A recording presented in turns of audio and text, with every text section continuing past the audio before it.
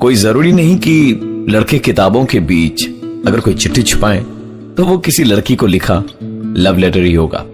किताबें जो होती है ना, वो जिंदगी का अलग ही मतलब सिखाती है।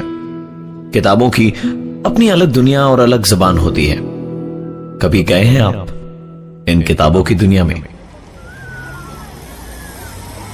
विनय को किताबें पढ़ने और घूमने फिरने का बहुत शौक था। उसने चंडीगढ़ के सेक्टर 15 मार्केट से एक पुरानी सेकेंड हैंड किताब खरीदी।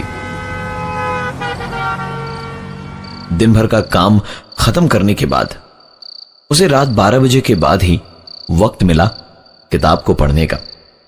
उसने टेबल पर बैठकर नाइट लैम्प जलाया। किताब पढ़ने के लिए वो खोल ही रहा था कि उसमें से कागज का एक टुकड़ा नीचे गिरा।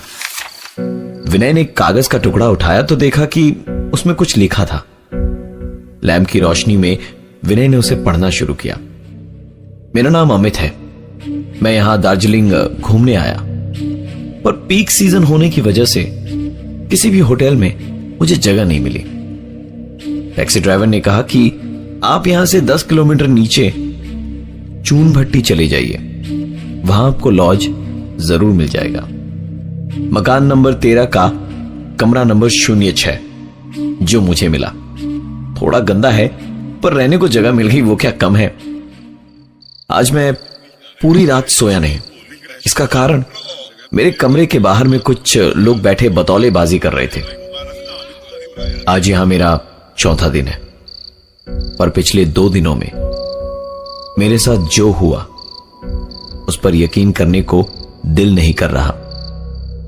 उस रात जब मैं सोया तो आधी रात गए एक आवाज सुनी। मुझे लगा कोई चूहा वगैरह होगा तो मैंने ज्यादा ध्यान नहीं दिया, लेकिन तकरीबन 15-20 सेकंड्स तक जब वो आवाज लगातार आती रही तो मैंने उस आवाज को ध्यान से सुनना शुरू किया। वो आवाज मेरे बगल में पड़ी टेबल से आ रही थी। मैंने तुरंत नाइट लैम्प जलाया तो देखा,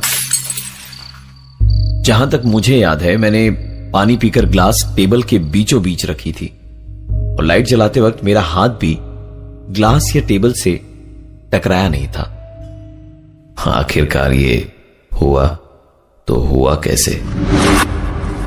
अमित के साथ हुए कई सारे हादसे जिनका जिक्र उसने इस चिट्ठी में किया था, पर वो एक आखिरी हादसा जिसके बारे में वो लिख रहा था पर पूरा नहीं लिख पाया उसे। चिट्ठी की आखिरी लाइन थी, कोई मुझे खींच रहा है, शायद ये वही आवाज। अरे यार, एक आखिरी लाइन लिख देता तो। कुछ ऐसा ही महसूस कर रहा था विनय, और चिट्ठी की कहानी को पूरा जानने के लिए वीकेंड पे पहुंचा चून भट्टी। मकान नंबर 13, कमरा नंबर 06। रूम सर्विस वाले के जाते ही विनय ने कमरे का एक एक कोना छान मारा। उसे कहीं कुछ नहीं मिला, ना ही उस कहानी का बाकी हिस्सा, ना ही कुछ और जिससे वो पता लगा सके कि आखिरकार अमित के साथ हुआ क्या था। सुबह के 4 बजे तक विनय जाग रहा था कि अब कुछ होगा, अब कुछ होगा, पर सिवाय सवेरा होने के कुछ भी नहीं हुआ। अपनी ही बेवकूफी पर हंसने लगा विनय कि वो कागज के एक टुकड़े को पढ़कर यहां चून भट्टी तक आ गया। सुबह तो हो गई, पर आज की रात बहुत कुछ लाने वाली थी अपने साथ। फिर से जब 3 बजे तक कुछ नहीं हुआ तो विनय गुस्से में सोने चला गया। आंख लगते ही विनय को एक आवाज सुनाई दी।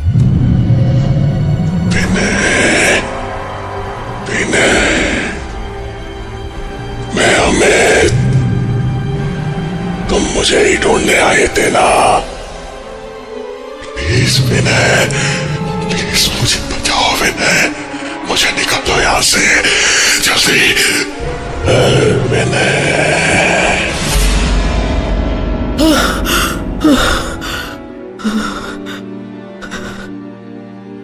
जिस अमित को वो जानता भी नहीं था, विनय ने ना सिर्फ उसकी आवाज सुनी बल्कि उसका चेहरा भी देखा। इस सदमे से वो बाहर निकल ही नहीं पाया था कि अपने कमरे के बाहर उसने एक आवाज सुनी। दरवाजा खोला तो बाहर कोई नहीं खड़ा था। इसे अपना वहम समझकर जैसे ही उसने कमरे का दरवाजा बंद किया कि लगभग तुरंत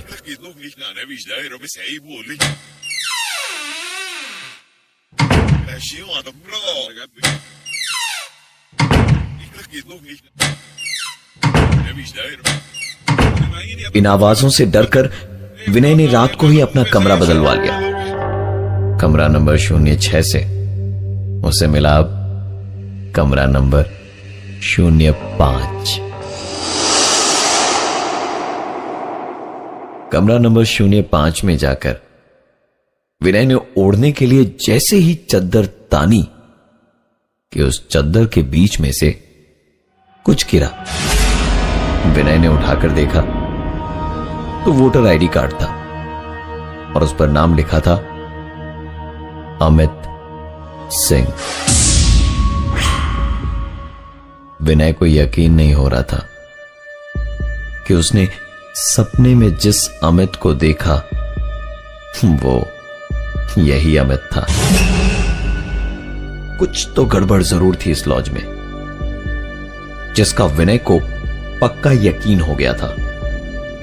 उसने सोच लिया कि सुबह होते के साथ ही वो यहां से चेकआउट कर लेगा और नहीं चाहकर भी सोने का प्रयास करने लगा। उसकी आंख लगने ही वाली थी कि उसने अपने सपने में सुनी आवाज को इस बार सपने में नहीं, हकीकत में सुनी।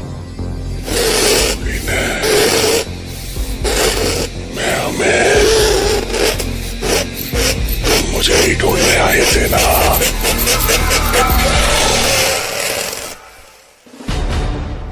विनय बिस्तर से उठकर उस आवाज का पीछा करने लगा, पर वो आवाज मानो जैसे विनय के साथ खेल रही थी।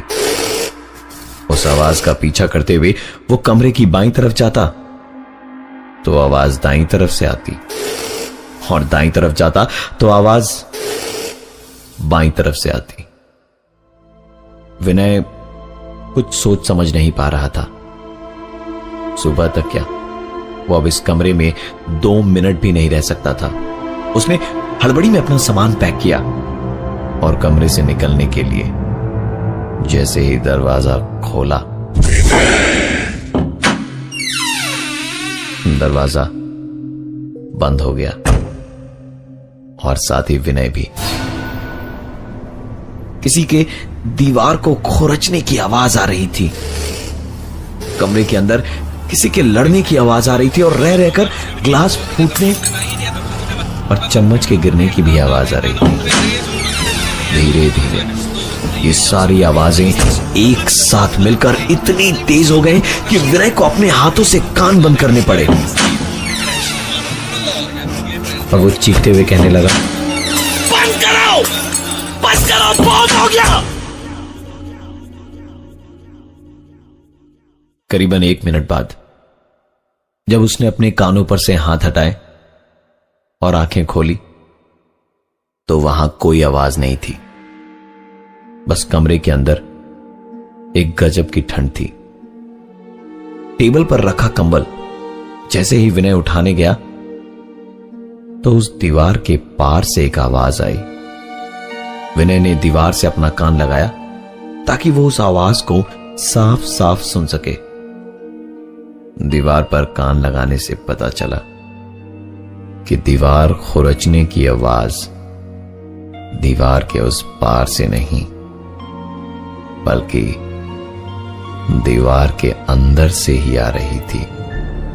बड़े ध्यान से उस आवाज को सुनने की कोशिश करी तो सुनाई दी और एक आवाज, विनय, ये दीवार मेरा घर है और अब तुम्हारा भी।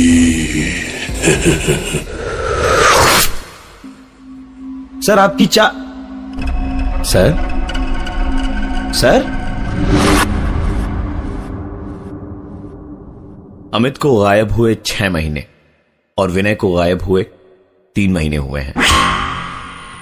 चंडीगढ़ के सेक्टर 15 के मार्केट में एक किताब आई है और उस किताब में है फिर से एक चिट्ठी जिसकी आखिरी लाइन है, कोई मुझे अपनी तरफ खींच रहा है। शायद ये वही आवाज। मैं हूं अमित और मैं विनय और आप। ये थी आज की एक कहानी।